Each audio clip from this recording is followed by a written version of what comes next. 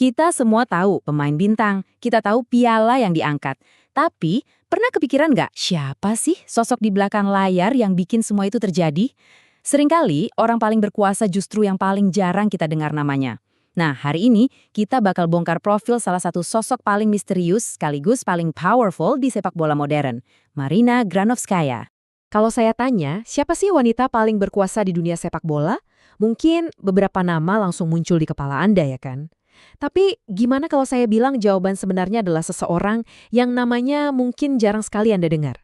Seseorang yang kerjanya itu di balik tirai, tapi dampaknya luar biasa besar.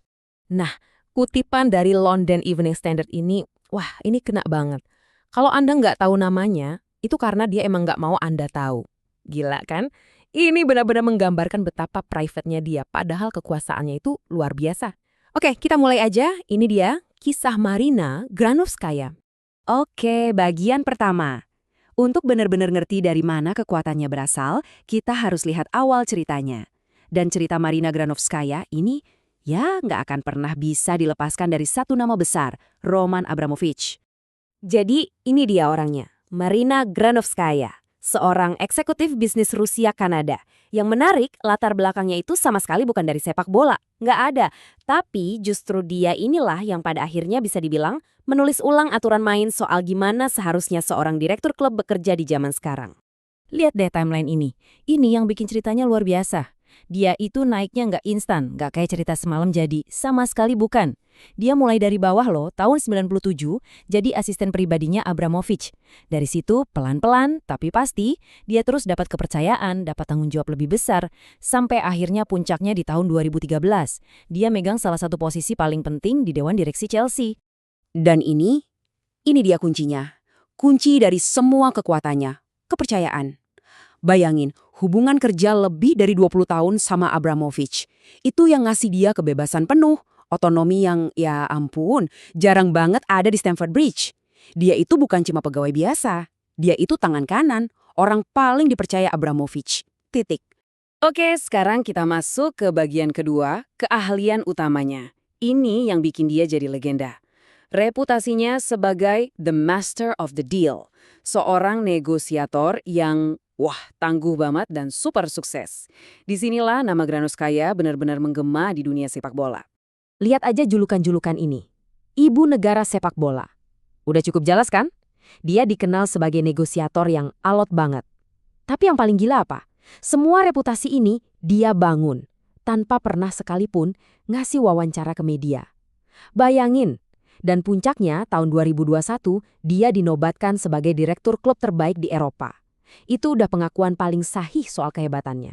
900 juta pound. Coba biarkan angka itu meresap dulu. 900 juta pound. Itu nilai kesepakatan sponsorship jersey dengan Nike selama 15 tahun yang dia amankan. Itu rekor. Deal komersial terbesar dalam sejarah Chelsea waktu itu. Gila. Nah, grafik ini ngasih gambaran yang lebih jelas. Oke, waktu itu emang masih di bawah raksasa kayak Barcelona atau Real Madrid. Tapi deal dengan Nike ini benar-benar ngangkat Chelsea ke level berikutnya. Tiba-tiba mereka ada di jajaran elit Eropa soal pemasukan komersial. Ini bukti nyata gimana jagonya Granovskaya menjual merek Chelsea. Dan kehebatannya nggak berhenti di deal sponsor doang. Dia juga jago banget di bursa transfer. Lihat deh tabel ini. Dalam rentang 2 musim itu, Chelsea malah untung dari jual beli pemain. Untung! Coba pikir. Klub top mana yang bisa belanja pemain bintang, tapi neraca keuangannya malah positif? Ini hampir nggak pernah kejadian. Dan kalau masih ada yang ragu, dengar aja kata-kata dari seorang legenda, Didier Drogba. Kontribusinya jauh lebih besar dari yang orang luar tahu. Nah, kalau yang ngomong udah sekelas Drogba, kita tahu kan pengaruhnya itu benar-benar dalam. Ini bukti respek yang dia dapat di internal klub, jauh dari hingar-bingar media. Tapi nggak ada yang abadi kan? Semua era pasti ada akhirnya.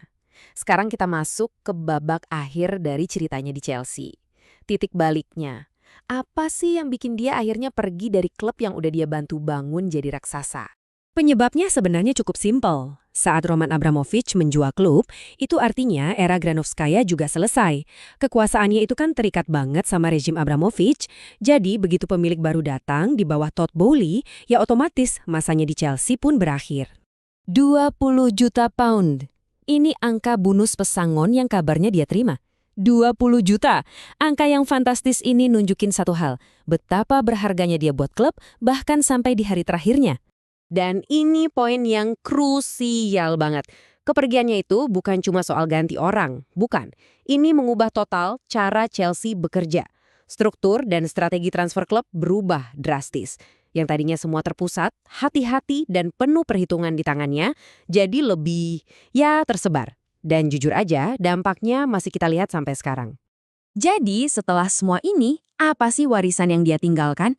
Apa yang bisa kita pelajari dari ceritanya? Oke, kita coba rangkum ya. Apa aja peninggalan abadi dari seorang Marina Granovskaya? Singkatnya, ini dia. Inilah warisan dia. Perjalanan karirnya yang gila. Dari cuma seorang asisten pribadi, jadi salah satu orang paling berkuasa di sepak bola. Otak dibalik deal-deal komersial raksasa. Dalang transfer yang super cerdik. Dan yang paling bikin dia beda dari yang lain, kemampuannya menjaga privasi di industri yang gila sorotan media. Dan saya mau tutup penjelasan ini dengan satu pertanyaan buat kita renungkan.